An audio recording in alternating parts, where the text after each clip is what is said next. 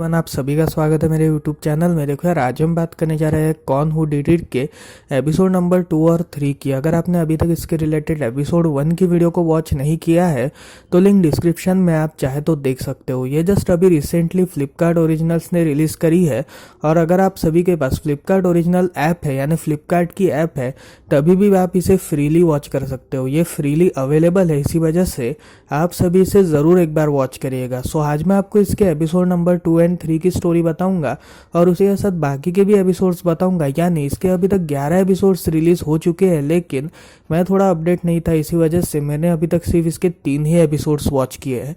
तो आज मैं आपको इसके दूसरे और तीसरे एपिसोड की स्टोरी बताऊंगा, क्योंकि अगर मैं 11 एपिसोड्स की एक साथ बताने लग जाऊँ तो काफ़ी वीडियो लंबी बन जाती है। इसी वजह से मैं वीडियो जितनी छोटी होगी उतनी छोटी ही मैं वीडियो को रखूंगा।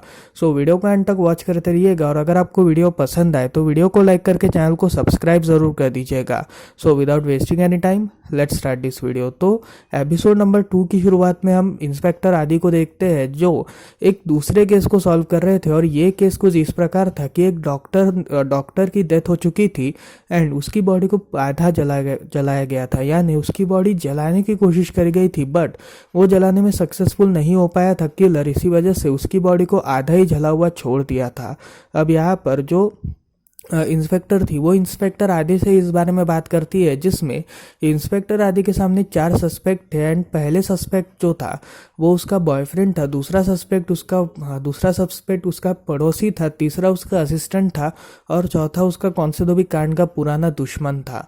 अब यहाँ पर इन चारों के पास कुछ ना कुछ तो भी मोटिव था, जिसमें से चौथा यानी जो उसका पड़ोसी था वो सिर्फ इस कंप्लीट मैटर का एक गवाह था। सो यहाँ पर वो हर एक गवाह यानी हर एक सस्पेक्ट के बारे में जानना स्टार्ट करता है, जिसमें सबसे पहला जो सस्पेक्ट था वो उसका बॉयफ्रेंड था और वो उससे काफ़ी कम एज का था, जिसमें वो एक तरह का डायरेक्टर था और वो काफ़ी टाइम से एक म्यूजिकल ड्रामा बनाना चाहता था, जिसकी फंडिंग डॉक्टर चोपड़ा यानी जो डॉक्टर की डेथ हुई थी उसी डॉक्टर से आ रही थी। और डॉक्टर चोपड़ा का एक बेटा भी था जो अमेरिका में रहता था।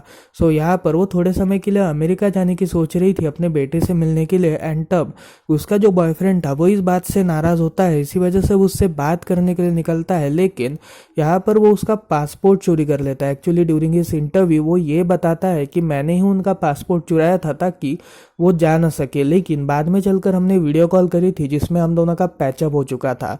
अब यहाँ पर आदि जो है वो ये कहता है कि उसके बॉयफ्रेंड के पास एक मोटिव हो सकता है, जहाँ पर वो वो उसे जाने नहीं देगा, इस बात का एक मोटिव इसके पास हो सकता है, बट उस मोटिव पे हम भरोसा नहीं कर सकते। सो दूसरा जो आदमी था वो उसका पड़ोसी था, जिसने थोड़े समय पहले उनके घर की एक डीलिंग करी थी, क्योंकि डॉक्टर चोपड़ा का जो बेटा था वो अमेरिका में सेटल था। इसी वजह से वो थोड़े टाइम पहले अमेरिका जाने का प्लान कर रही थी, और तभी वो इस घर को अपने पड़ोसी को बेचना चाहती थी और वो इसे एक डुप्लेक्स फ्लैट बनाने की सोच रहा था ताकि वो आराम से अपनी ज़िंदगी बिता सके। तीसरा जो सस्पेक्ट था वो एक्चुअली उनका पुराना एनिमी था, क्योंकि थोड़े समय पहले जब वो अपनी इंटर्नशिप में थी तब उन्होंने एक ऑपरेशन परफॉर्म किया था, जिसमें वो जो जिसका ऑपरेशन होने वाला था वो लेडी आखिरी सांसों में ये कहती है कि उसके पति ने उसकी जलाकर हत्या कर दी थी, जिसकी वजह से डॉक्टर चोपड़ा ने उसके पति के खिलाफ सबूत इकट्ठा किए एंड देन उसे अरेस्ट कर लिया गया था। 20 साल की सज़ा भी वो भुगत के आ चुका था। इसी वजह से वो डॉक्टर चोपड़ा के ऊपर नाराज़ था और वो खुद ही एडमिट कर रहा था कि अगर वो मरी नहीं होती तो शायद मैं ही उसे कब का मार डालता। तीसरा था डॉक्टर चोपड़ा का असिस्टेंट, जिसे ड्रग्स की वगैरह लत थी और वो काफ़ी ड्रग्स वगैरह चुराया करता था उनकी फार्मेसी से, और एक दिन डॉक्टर चोपड़ा उसे ये करता हुआ देख लेती है। इसी वजह से वो उसे धमकी वगैरह देती है, और अगर उसने अगली बार से ऐसा कुछ भी किया तो वो उसे एक्सपोज कर देगी एंड देन वो उसकी कंप्लेंट भी उसके सीनियर से कर देती है, जो उसे थोड़ा बहुत डांट कर माफ़ कर देते हैं। अब यहाँ पर इन चारों सस्पेक्ट का इंटरव्यू हो चुका था, जिसमें आदि ये कहता है कि हर एक के पास कोई ना कोई तो भी मोटिव था, लेकिन सबसे ज़्यादा शक मुझे इस पड़ोसी के ऊपर हो रहा है, क्योंकि जब मैंने सबूतों को देखा जिसमें एक चेकबुक और उसे ऐसा नेल पॉलिश और काफ़ी सारी चीज़ें इन्वॉल्व थी, उसमें मुझे पड़ोसी के हाथों पर एक खून का निशान दिखा था, जिसमें उसके हाथों पर कुछ तो भी लगे हुए का निशान था। और ये तभी होता है जब वो कोई जब वो कोई चाकू वगैरह मार रहा है, यानी पहली बार अगर कोई सपोज चाकू वगैरह कर रहा है, चाकू वगैरह मार रहा है किसी को, तो उसको भी चोट लगती है। और ये बात छुपाने में जो उसका पड़ोसी था, यानी डॉक्टर चोपड़ा का जो पड़ोसी था, वो इस बात से नाकामयाब था। इसी वजह से वो निशान वो छुपा नहीं पाया, और वो उस पट्टी के थ्रू से ये बात पता चलती है कि डॉक्टर चोपड़ा का जो पड़ोसी था उसी ने ही इस हत्या को अंजाम दिया। एक्चुअली शायद वो उसके साथ डीलिंग नहीं करना चाहती थी, इसी वजह से उसने इस बात को टाल दिया था, जिसके बाद वो नाराज़ी में उसके ऊपर चाकू से वार करता है और किसी को भी शक ना हो इसी वजह से वो उसकी बॉडी को जलाने की कोशिश करता है। एंड धुआं वगैरह आने की वजह से उसके घर के जो बाकी के लोग थे, यानी उसके जो अपार्टमेंट के बाकी लोग थे, वो सभी उस अपार्टमेंट में, यानी डॉक्टर चोपड़ा के अपार्टमेंट की तरफ आते हैं। इसी वजह से शायद उसने उस जली हुई लाश को पानी वगैरह डालकर उसे आधा जला हुआ कर दिया होगा।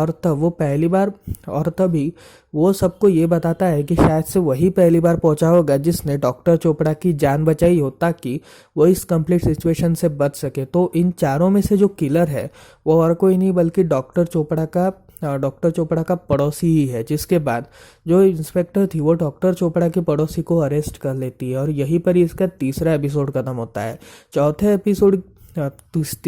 एपिसोड खत्म होता है, दूसरा एपिसोड खत्म होता है। तीसरे एपिसोड की शुरुआत में हम ये देखते हैं कि एक मजदूर की हत्या हुई थी, और इसमें भी 4 सस्पेक्ट इन्वॉल्व थे। एक्चुअली जो स्टोरी है इसमें 4 सस्पेक्ट होते हैं, और उन सस्पेक्ट का एक क्विज हमें खिलाया जाता है, जिसमें हमें सस्पेक्ट को खोज निकालना है एंड में।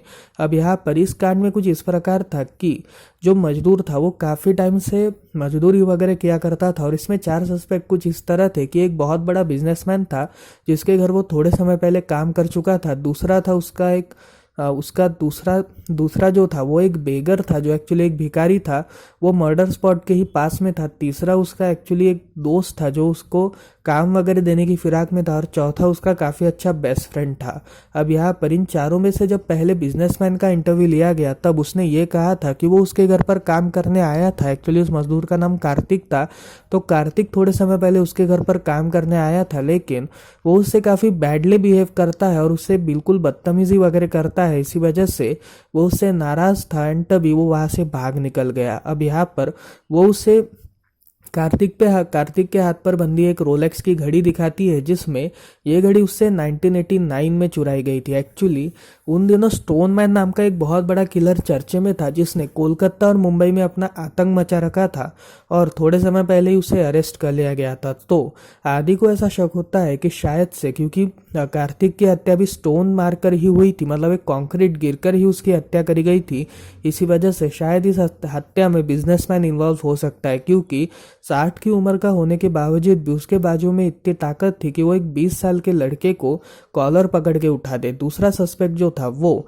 उसका एक बेस्ट फ्रेंड था जो उसके साथ ही काम किया करता था, लेकिन उसके साथ उसके शारीरिक संबंध थे। एक्चुअली वो कार्तिक और उसका दोस्त गे थे, और ये दोनों एक साथ शारीरिक संबंध बनाया करते थे। इसी वजह से उसके इंटरव्यू के दौरान वो ये बताता है कि जो बंदा उसे काम दे रहा था, यानी जो शख्स कार्तिक को हमेशा काम देता था, उसके साथ वो उसे एक दिन देखता है जो उसके साथ काफ़ी करीबिया बिता रहा था। इसी वजह से वो उसे वहाँ से लेकर चला जाता है, और तभी वो उसे समझा बुझा कर उसे दारू मतलब शराब वगैरह पिलाता है, जिसके बाद ये दोनों खुल के कांड वगैरह कर देते हैं। जिसके बाद तीसरा जो सस्पेक्ट था वो भिखारी था, और वो जो भिखारी है वो ये कहता है कि उसने इस घड़ी को, जो रोलेक्स घड़ी मिली थी, उस बिजनेसमैन की जो रोलेक्स घड़ी थी वो इसी के पास थी, इस भिखारी के पास, और उसने चुराई थी ताकि वो इसे पहन सके और थोड़ा अमीर फील कर सके। एक्चुअली वो काफ़ी टाइम से कार्तिक और उसे असद उसके दोस्त के शारीरिक संबंध के ऊपर नाराज़ था। इसी वजह से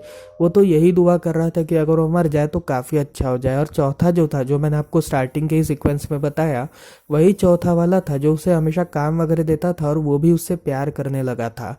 सो यहाँ पर इन चारों में से चारों के पास कुछ ना कुछ तो भी मोटिव्स थे, लेकिन यहाँ पर सबसे ज़्यादा शक उसे ये होता है कि जब आदि उस घड़ी को पूरा चेक करता है तब उसमें इत्तर की खुशबू आती है, और इत्तर जो था वो लगाने का काम हमेशा सिर्फ बिजनेसमैन का जो हेड नौकर था, जो एक्चुअली कार्तिक का सोलमेट या फिर कार्तिक के साथ वो संबंध बनाना चाहता था, वही यूज़ करता है इत्तर। इसी वजह से शायद वही हो सकता है किलर, और यहीं पर ही उसके पास मोटिव भी था, क्योंकि कार्तिक और उसका दोस्त जब शराब वगैरह पी रहे थे तब वो उसका मजाक वगैरह भी उड़ाते हैं। इसी वजह से शायद उसने उनकी हत्या कर दी होगी। एक्चुअली जब कार्तिक का दोस्त जब उसे लेकर गया होगा तब वो कार्तिक को बचाने के लिए वहां पर गया होगा और अपनी बेइज्जती अपने ही प्यार से सुनने के बाद उसने कार्तिक की हत्या कर दी होगी। तो इस बात का जो किलर है ये और कोई नहीं बल्कि उस बिजनेसमैन का हेड नौकर ही है। तो फिर उसे अरेस्ट करो, जिसके बाद उसके खिलाफ सबूत वगैरह भी अरेंज हो जाते हैं एंड देन उसे अरेस्ट कर लिया जाता है। और इस कंप्लीट सीरीज का 3rd एपिसोड भी खत्म होता है। तो फिर ये थी दूसरे और तीसरे एपिसोड की स्टोरी।